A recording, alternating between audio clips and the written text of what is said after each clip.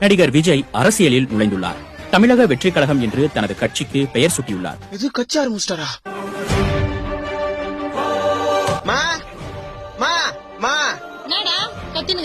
பாத்தியா என் தலைவர தளபதி தமிழக வெற்றி கழகம்.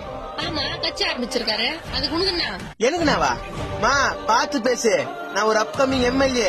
எம்எல்ஏவா? என் தலைவர் முதலமைச்சரான ஒரு ரசிகனா இருக்கிற நான் யாரு? வருங்கால எம்எல்ஏ. என்ன வெட்டி பையன் தான் சொல்லுங்க இவ்வளவு நாளா.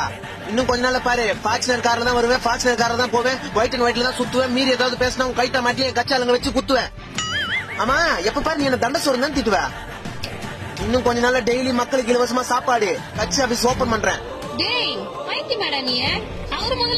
நீ எப்ப எம்எல்ஏ ஆவா? இது என் தலைவர் படம் வரும் முதல்ல நைட்டும் பகலும் அவருக்கு எத்தனை வால் போஸ்ட் ஓட்டி தெரியுமா? நாளைக்கு அவர் முதலமைச்சரான அவர் ரசிகனா இருக்கிற எனக்கு ஒரு எம்எல்ஏ போஸ்டிங் கூட கிடைக்காது. என் தலைவர் நினைச்சாருன்னா எனக்கு மந்திரி போஸ்டிங்கே கிடைக்கும்.